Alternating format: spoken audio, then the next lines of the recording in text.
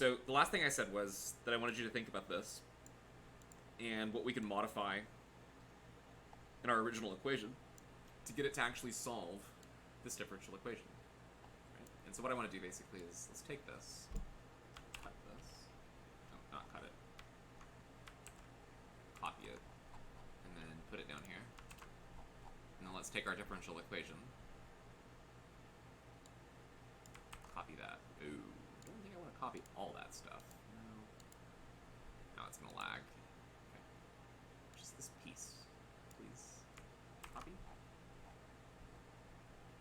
Paste. Okay.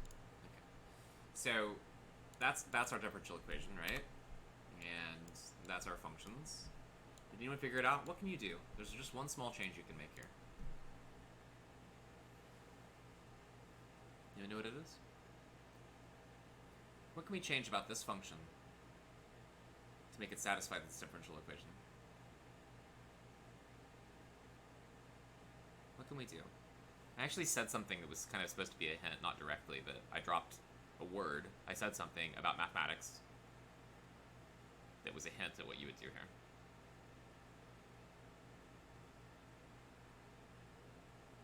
You want to try negative? Okay. So if we put in e to the negative omega t, right? Then let me make some space here.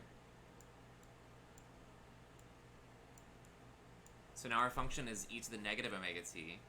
Then x prime is going to be negative omega e to the negative omega t. And then when I take the derivative of this, I'm going to get negative omega times negative omega. So it's actually going to become positive again. So that doesn't actually solve the problem, unfortunately. Just dropping a negative sign, it doesn't quite work. But I mean, it's a good idea. It's exactly... You're thinking the right way. You're thinking the right way now. What else could we do?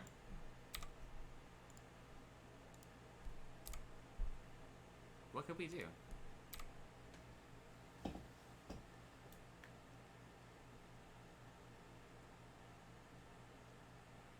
Let me ask you guys something. Do you guys know another way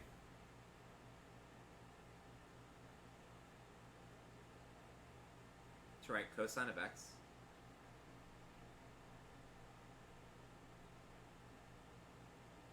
What's another way to write cosine of x using exponentials? It's e to the something, right? Do you remember what it is? 191. Do you know what it is?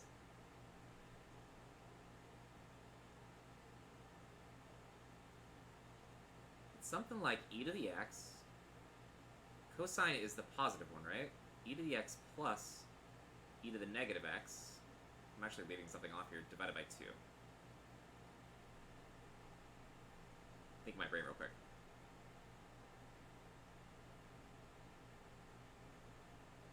You have to put something up here. What's missing? This isn't exactly right. This would actually give you what's called a cosh function, I believe. What do I need to put in the exponential? This is the hyperbolic function, right? How do I make it a cosine? There's actually a way to do it. You guys know what it is? Yeah, it's something right here. Something else right there. It's the same thing you're going to add right here. What is that? Is that a 1? It's not a 1. It's an I. That's right. Yeah. What about that? What if I put e to the I omega t? What's the first derivative going to be? I omega e to the I omega t. What's the second derivative going to be? Well, we're going to get another I omega, right? So you're going to get an I, and it's going to be squared. But that actually, I squared, is negative 1. And that's how you do it. You can actually put an amplitude on here, too. This also satisfies it. This also satisfies this function. I think that's pretty cool. If you didn't know it, you can actually write e to the ix is actually equal to the cosine of x plus I times the sine of x. And out of this, if, for example, you put x equal to pi, you get what's called the Euler identity, that e to the I times pi is equal to the cosine of pi is negative 1, the sine of pi is 0. And this is called the Euler identity. An equation that contains e, I, pi, and negative 1. It's really beautiful. Like, This equation contains three of the most fundamental ideas in mathematics. Pi, the ratio of the circumference to the diameter of a circle. E, a number that shows up in all types of... You haven't covered this yet? Well, I don't know where you cover this stuff, but I'll tell you this. Have you guys done Taylor series? Have you guys done Taylor series? It's the end of 191? Okay. Sorry if I'm getting ahead in mathematics. I mean, it's just... Sometimes I just like to show you guys some mathematics. Sometimes you get introduced to it. But, like... let's talk about Taylor series. This is where this comes from. Euler figured this out by saying that there must be some function, right? That when you take the derivative, you get the same function back, and you guys know what it is, e to the x, right? And he said, what would a function like e to the x look like if I was to write it out as a series? Okay. If I was to write it out as a series, a function that when you take the derivative, you get the same function back. Well, a function that would work like that is, suppose that I give you this function, 1 plus x squared divided by 2 plus x cubed, but now I need to divide by 6 actually, plus x to the 4th, and now I'm going to have to divide by 4 times 6, which is 24. And then you just continue this pattern. The pattern in general is basically that this is basically like 1 plus x divided by 1 factorial, x squared divided by 2 factorial, plus x cubed divided by 3 factorial, plus x to the 4th. Whoops. Oh, I don't have my undo function. X to the 4th divided by 4 factorial, and if you don't know what that means, a number factorial means you just basically take 4 times 3 times 2 times 1, right? And if you take the derivative of this function on the right, you get, yeah, this is the Maclaurin series around 0 of e to the x. You take the derivative of the thing on the right, you're going to get the same function back, right? Because the derivative of 0 is, the derivative of 0, so if I take the derivative of this, f prime of x, the derivative of this would be 0, the derivative of the first term is 1, the derivative of the second term is 2x over 2, so it's just x, and the derivative of the third term is 3x over 6, which is just x squared over 2, and then the derivative of this term would be 4x over this, but that's actually just x cubed over 3 factorial, right? So this guarantees that these must be the same functions. The function on the left and the function on the right are exactly the same thing, right? This required. This is how Euler made this function and figured out what e is, right? That's the Euler, that's where e comes from, is this. So now what you do is you say, well, what if I put this in there? What if I put ix on the right-hand side? Certainly that gives me what e to the ix is equal to. So you try it and you say, okay, well, e to the I times x, well, that would be 1 plus I times x plus x squared over 2. Well, that's ix squared is going to be actually negative x squared over 2 factorial plus ix here is actually going to give me, when you take I cubed, that's equal to negative I. So you get negative I times, what, x cubed divided by 3 factorial. And then when I put in x to the 4th, well, that's going to be I4 is basically I squared times I squared, but the default thing is that I squared is equal to negative 1, so negative 1 times negative 1 is positive 1. So you end up getting x to the 4 divided by 4 factorial, and then the process repeats itself. Basically, all the odd powers are going to have an I on them with alternating negative signs, okay? And now, to put this all together, what Euler noted was, it's actually the case that if I isolate out of here just this term, this term, this term, all the even powers, it turns out that that's actually the Taylor expansion of cosine. Cos of x is basically just, well, in this case, cos of x, right? It's just cos of x, my bad. Here, I'm confusing myself. The Taylor series expansion of cosine of x is basically 1 plus negative x squared divided by 2 factorial plus x to the 4 divided by 4 factorial, and the other piece, which is the I sine x part, is the rest. So sine of x is just, I sine x would be I times x minus x cubed over 3 factorial, the next term would be plus x to the 5th over 5 factorial, okay? And when you put these all together, you get that identity right there, which is amazing. It's an identity that shows you that an exponential function that has an I in it is actually a cosine function. It's actually a sine. This is actually a sine function. It's just another way to describe a sine function, as it turns out. Cosine I is real, correct. There is an answer for what cosine I is. You quite literally put it into here, And cosine of I, well, you could get out of this. You could solve for this and figure out what it is. But if you took e to the I times I, it's e to the negative 1, basically, right? So some really fascinating stuff you can do with imaginary numbers. And that also allows you to rewrite cosine functions like this. And one of the really powerful things you can do is once you know that you can do this, that you can rewrite a cosine function like this, and I think that's correct. You can get it out of here. If I put e to the ix, let's see, you get this, e to the negative ix, that's just going to be cosec, 2 cosec, so this works, actually. You can prove pretty easily in, like, 2 steps that you get this. Once you know this, though, okay, this is the most powerful part about this, in my opinion. Once you understand this, you can actually, like, figure out trig identities from this. Right? Like, you want to know what cos of 2x is equal to. Well, you just put a 2 here and a 2 here, and that's cos of 2x. What that's equal to, I mean, it's just one of the things you can do with to take a trig function and turn it into something that's exponential, because quite often exponential functions are much easier to deal with, right? Like, say, for example, I'm getting Amber Alert. I'm sorry, it's probably making a lot of noise for you guys. So, you know, let's say you're doing an integral, right? And let's say your integral that you're doing is the integral of cosine squared of x, right? This is how our calculators calculate cosine when this is how it happens, yeah? That is what your calculator is doing. Your calculator only knows how to do one thing. Add and subtract. That's it. That's all it knows how to do. It's really dumb. Every single function that it does is using Taylor series, basically. Maclaurin series, whatever you want to call them. That is how calculators work. So cosine squared x, what's this integral? Well, you could actually just take this function here, and you could square it. This is not probably the easiest way to do this, but it's a way to do it, right?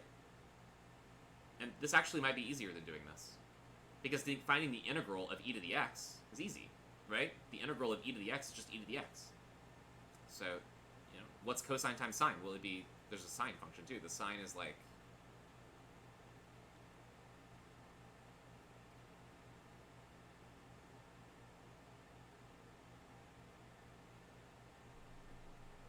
that's the sine function. I think that's right. E to the ix minus e to the negative ix divided by 2. I think that's it. That's what a sine function is. So if you had some complicated trig function that's like sine cubed of x times the cosine to the 5th of x or something like this, one way to solve this is to do, I think, what's called, what's the uv minus integral v du, the integration by parts, which I'm sure you guys have, like, horrible anxiety anytime you have to approach a problem that's integration by parts. PTSD, appropriate, yes. It's awful. It could be several steps. You might have to do it like 12 times to actually unravel the integral. Trig sub might be a way you do it too, but quite honestly, you could just use these replacements. And while it would lead to a whole lot of work, it's what I'd call the brute force method. It will 100% work every time. Every time it will work. So, I don't know. I just remember in grad school, we had these really difficult problems with like really complicated integrals. Not like this, but like something like this. And eventually I would just give up. I'd just be like, whatever. I'm just gonna pound it out. I mean, yeah, you can use a computer algebra system, but that's like, I mean, come on. Anybody, yeah, you can go plug something into Wolfram Alpha, but like, you know, sometimes you want to actually work it out yourself, right? Because it's fun. It's fun to do math, right? I'm sure you guys don't really think that, but I do. I love doing mathematics. It's like, it's fun. It's little puzzles that have organized properties. It's fun to bang your head against a brick wall. It sure is, man. Anything that's worth doing is often quite difficult, you know? Okay, let's get back on the topic of simple harmonic motion, and let's talk about energy, okay? Let's talk about energy with simple harmonic motion. No, but really, like, this is one of my favorite equations in all of science. When someone wrote that on a chalkboard one time, I was like, what? No. That isn't, no. There's no way. I can't. It just looks so wrong. But when you understand exponentials and imaginary numbers, you know, it says a lot, just a few symbols exactly. A lot, just a few symbols. And then this equation's even kind of more incredible when you see the bigger picture of like what it is. I mean, just, I love imaginary numbers. Very poorly named, imaginary. They're not imaginary at all. They're quite real. Okay, let's talk about energy in simple harmonic motion. Yeah, you can plot them. Yeah. You can plot them.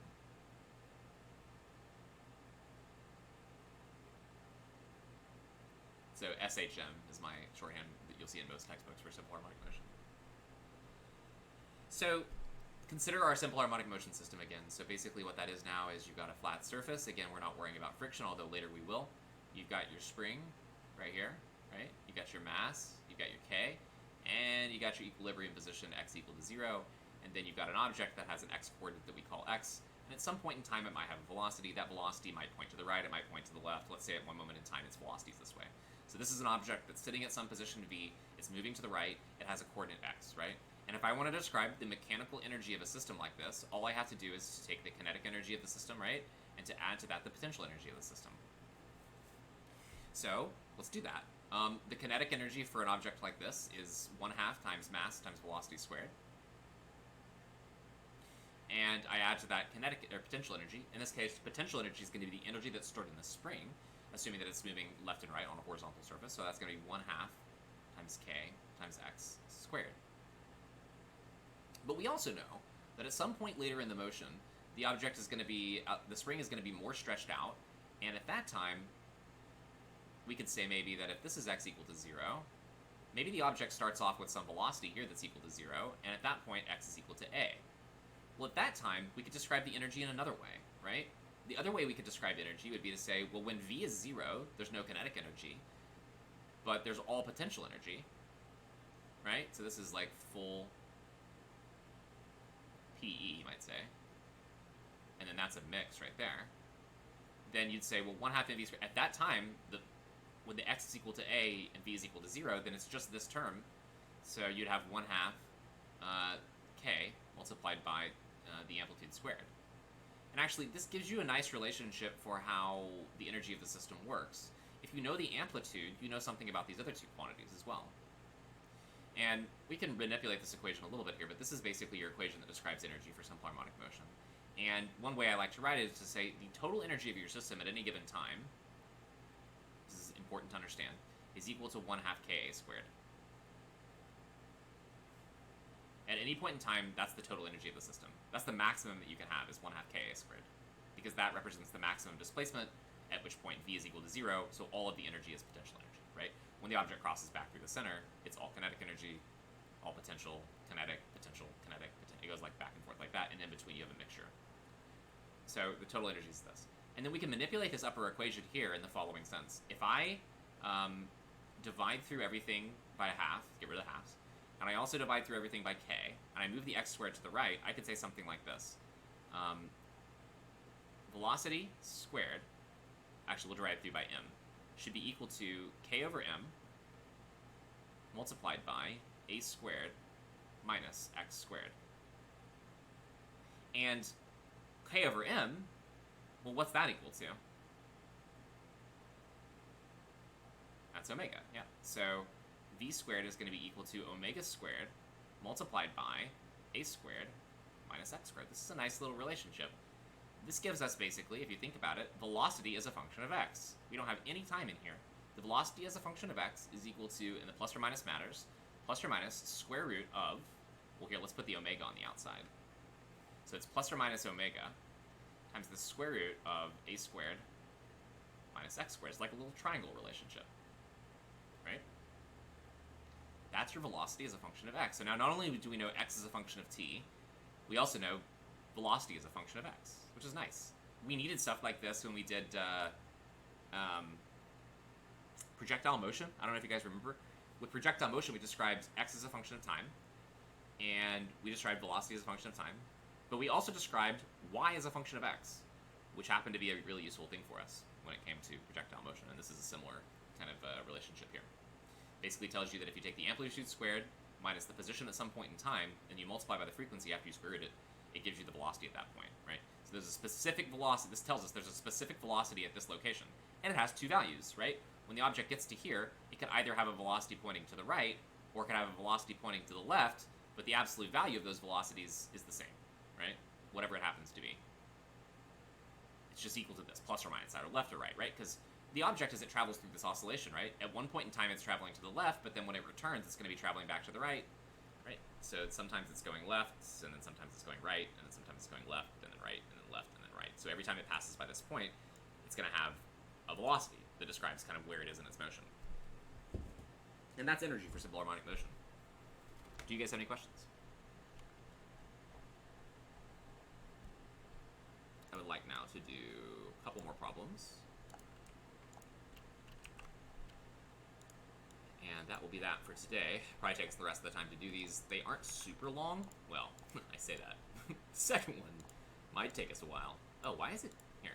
Click, click, click, click. There we go. Just over the side.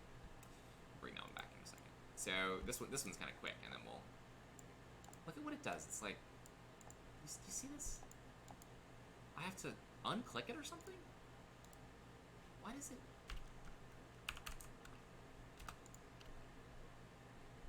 Click. Boom. I may have been, my control key may have stuck down. Okay. A particle attached to a spring undergoes simple harmonic motion. The maximum acceleration of the particle is 18 meters per second squared, and the maximum speed is 3 meters per second. Find the frequency and the amplitude. So this is a little bit different type of a problem, but it's the kind of thing you might see on your homework. We know now that from this problem it says the maximum acceleration of the particle is 18 meters per second squared, so that's a max.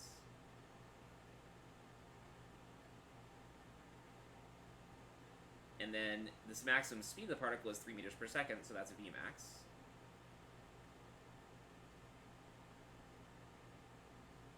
Our goal is to find frequency and amplitude, so we'll just say omega and amplitude. How would we do this? Something's wrong with what? Summer? Sorry? What's wrong? Did I make a mistake somewhere? Right here? Oh. Oh, yeah, the OneNote. God, OneNote is just...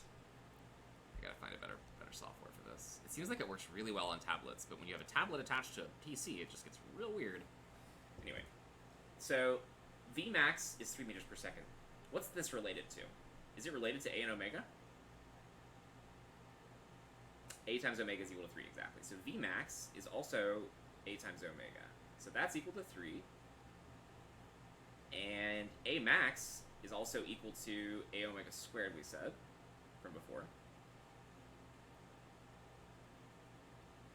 So we can solve for whatever we want to here. Like from this one, we can basically say that, you know, A is equal to 3 over omega.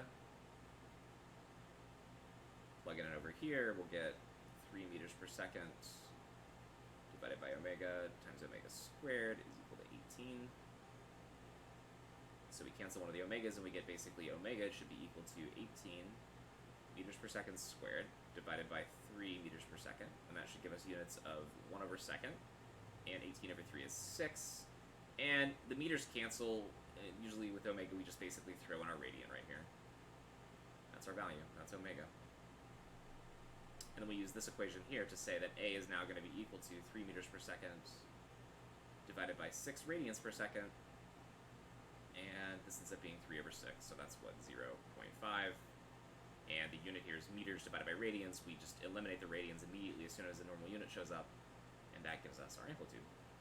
Easy peasy, this problem's super simple. Whole point of this problem is just to get you to think that if you know this, you can get this, basically. Okay? We don't have enough information here to write the position as a function of time. We can almost do it, but I want to kind of identify why that's the case in this particular case. I could say now that x of t, we know that's equal to a, that's 0.5, right? Multiplied by cosine of omega, we've got that, 6t. But the thing we're missing is this. And we have no information to know what it is. None at all. There's no way to know. So we can't actually solve for this. But sometimes we can, and that's what the next problem's about. Is when you don't know what the phase angle, how you solve for it. This will take a little bit longer. Probably should be able to do it in about 20 minutes or so, I would hope. So a particle undergoes simple harmonic motion with an angular frequency of 4 radians per second. Let's go ahead and write that down. So we know omega is equal to 4 radians per second. Initially, the particle is 6 millimeters to the right of its equilibrium position, and it's moving to the right with a speed of 3.2 centimeters per second. Where will the particle be 0.4 seconds later? Okay, let's draw a picture. So we've got our box, and the box, nope. Oh, I just love how this stuff works. So I have to, use black for the box. So we go shapes, boink, boink. So here's our box. And we say our box has a mass m, and we say that it's attached to a spring. Definitely a lot easier to write jagged lines like that. We also know that initially, the particle is 6 millimeters to the right of its equilibrium position. Okay, so if we draw a line right here to represent x equal to 0, then I would say this position right here is 4 millimeters. Okay, and I'm going to say that represents the x-coordinate, because it's initially the particle is, right? That means it's the x-coordinate at time equal to 0. And that's equal to 6 mm. Oh, whoops. Not 4. My bad. 6. 6 millimeters. So, what is that? It's 0.006 meters. And it's moving to the right with a speed of 3.2 centimeters per second. So we also know with this object that it has a velocity in this direction. And that velocity is equal to 3.2 centimeters per second to the right.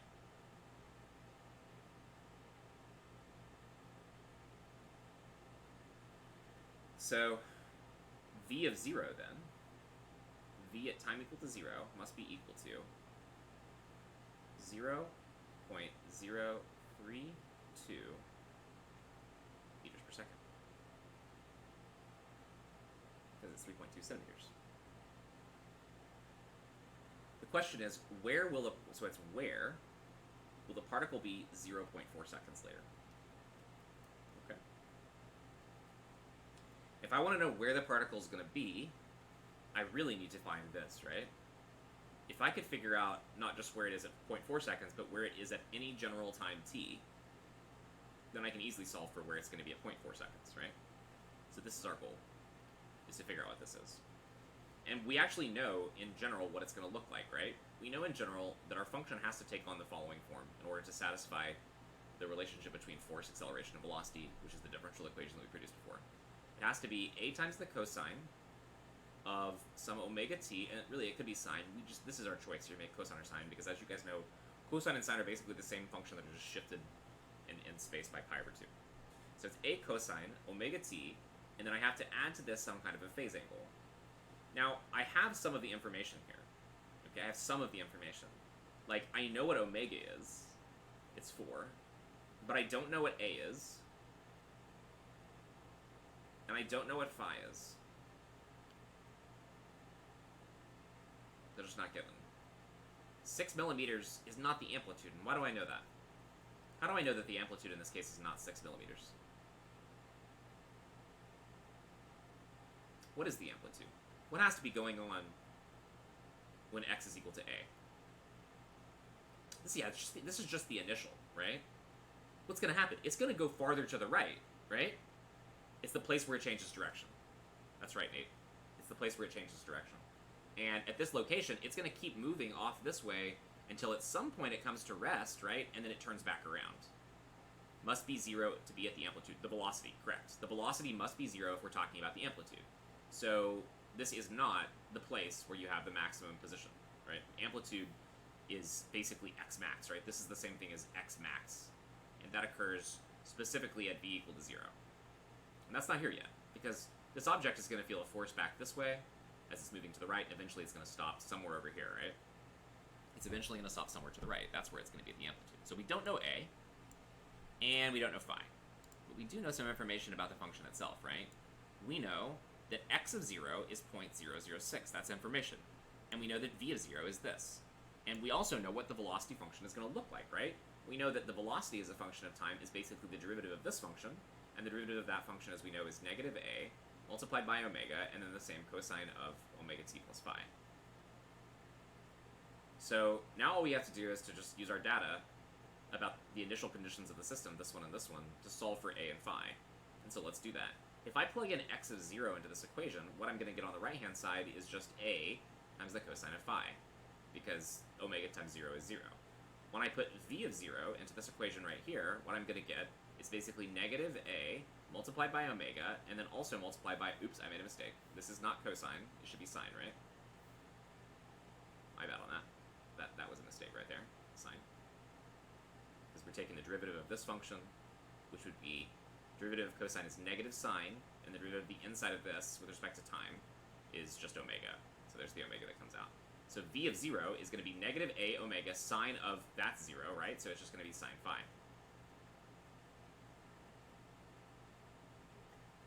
And now that we know what these things are, x of 0, and we know what v of 0 are, we can eliminate one of our variables here.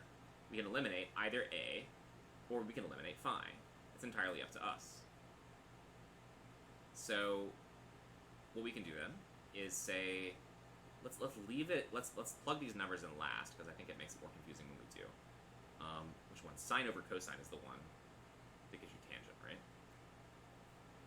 Sine over cosine gives you tangent. So what we should do then is basically divide this one by this one. So if I take v of 0, and I divide by x of 0, that should be equal to v of 0 is negative a omega sine phi, and then x of 0 is a cos phi.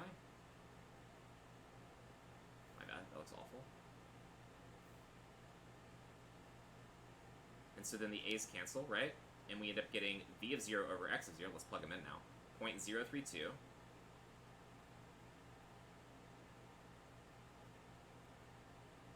divided by x of 0, 0.006,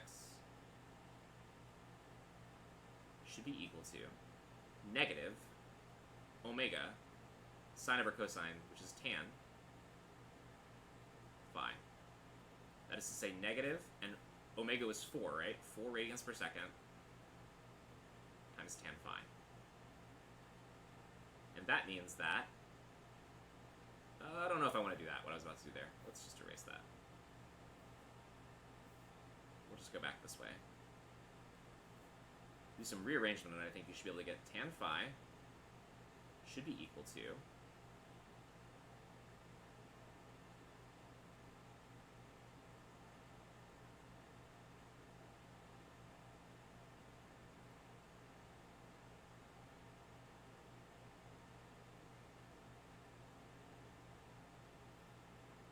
the units will all cancel out, so I'm just going to leave it like this.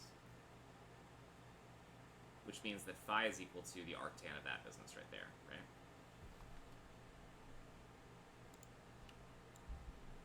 You guys follow? Should I stop for a second? Basically, this divided by negative 4 should be equal to tangent of phi. So if I take, make sure you're in radians for this stuff. If I take the arctan of 0.032 divided by negative 4 and divided by 0.006.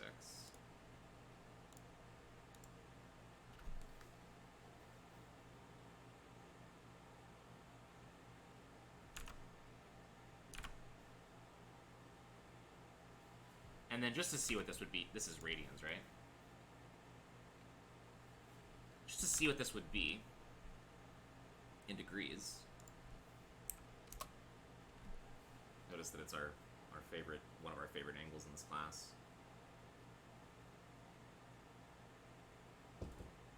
But with everything else in radians, this is the number we're going to want to use. Now we got to be careful here. Are there any other numbers? Here, I want to do something. 0.032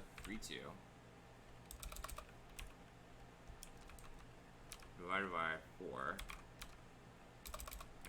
divided by 0.006. This is equal to negative 1.33, which is equal to negative 4 over 3. So what we have here is basically phi is equal to the arctan of negative 4 over 3. And I said that that was the answer, right?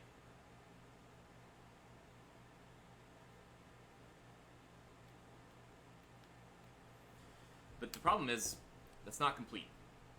It doesn't guarantee that we got the right answer yet. There is another answer that was also worth checking, right?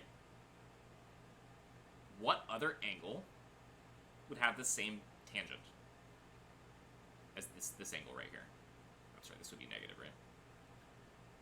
It was negative, right? Yeah.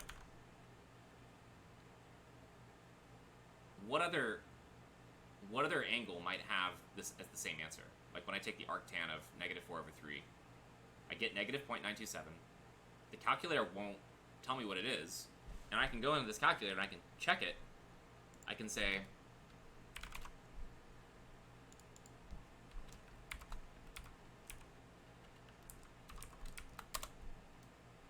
oh my god, it seems rad. Whatever that is. I can do tan of -9.927, and I get this as an answer, right? 126.9, let's try that. So you're saying, so if I take tan of -53.1, I get 1.33. If I take the tan of, what do you say, 126.9, how did you get that? You add pi to that, basically, or add 180 degrees. Ah, get the same answer. That's good. That's good. So that would be another possible solution, right? Where's my, there you go. If you add pi, right? So let's do that. Let's just add pi to both these numbers, right? So it's -53.13 degrees, or basically 180 plus that number. Not minus, but plus. Plus a negative. Make it clear what we're doing here. Which you said was 126.9.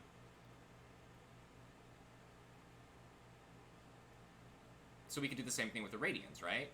So phi could be equal to -0.927, or pi plus -0.927. And what that is, here. So pi minus 0.927 is 2.21. So there's two possible solutions, right? Now, they're not both right, actually. You gotta check. So, these were our two conditions, right? This was one condition. And this was the other condition. Let's check the angles. Alright? So, what do I get if I do cosine of 2.21? And I multiply that times A. We haven't found out what A is, have we? We should do that probably. Let's check it. Let's check this to see if this works. What's cosine of 2.21? Let's see.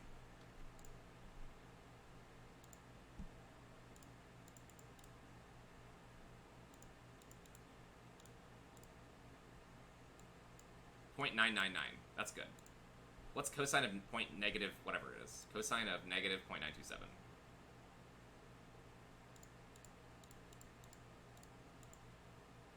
Okay, that checks out, right? What about the sine? The sine should actually end up being a negative quantity because you end up multiplying by a negative sign, but we ultimately want b of 0 to be a positive number. So let's check that. So if I take the sine of negative 0.927, I do get a negative number out of that. That's good. And then if I take the sine of 2.21, it's a positive number, right? But do you see that that equation shows us that I need to get a negative value out of this? Because v of 0 is a positive quantity. So what that means is that this solution is not right. And in fact, this is the right solution for phi. It's kind of a long process, but that's basically the idea of what you want to do here. Be careful about what your calculator tells you, is mostly what I'm saying. It would be put it in radians with the way we have this written here, because that's in radians, right? Now let's solve the rest of the problem, and we'll write our function down to make it more clear. So what's left?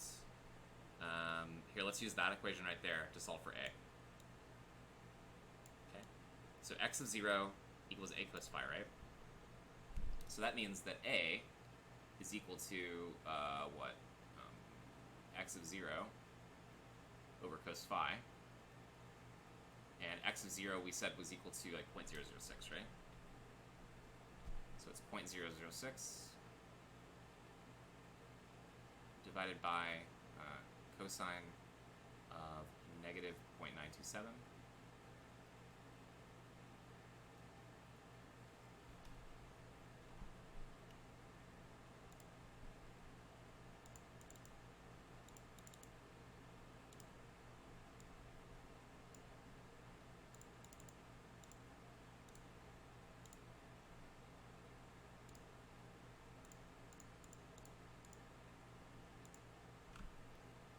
Wait a minute. Oh, frickin' degrees.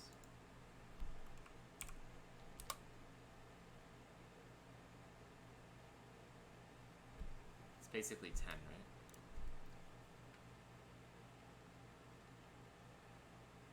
And this was in meters. So it's basically 10 nm. What did you get? You got a different answer than me in radians for which one?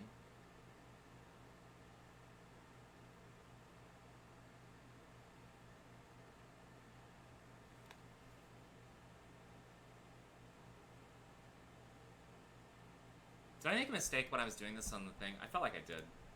You're saying basically... Here, let's do it again. You're saying between the two different angles? So I know if I do cosine of negative 0.927, and I do sine of negative 0.927, that works out right, right? We wanted this one to be negative and this one to be positive. But if I use cosine of the other angle, which is 2.21, and I do the sine of 2.21. Ah, yeah, I got it wrong, but you see it's actually backwards from what we want. So this gives us this here, if we actually calculate what that is. So if we use our value for 10 millimeters, so if we take, yeah, I'm sorry, I think I definitely made a mistake. But this syncs up with what you did, right? And you can see that if I put in 2.21 into this equation right here, it would give me a negative sign for x. And that's not what we want, right? We want x to be positive. Oh boy, I hope I didn't confuse you guys too much. But now we have our solution of x as a function of time. Okay, let's put it all together here. So now we have x of t is equal to a, which is 10 millimeters. So I'll leave it in millimeters maybe.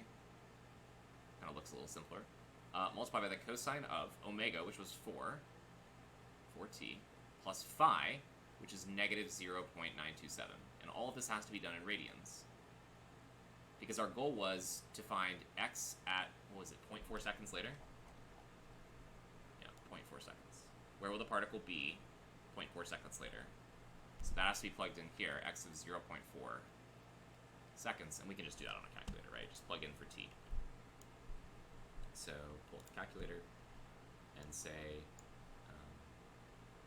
we take 10, it's in millimeters, cosine of 4 times 0.4 minus 0.927, oops, and that will give us the location, 7.8 millimeters. So this is equal to 7.8 mm. That's the answer. It's going to have moved a little bit to the right. Do you guys have any questions?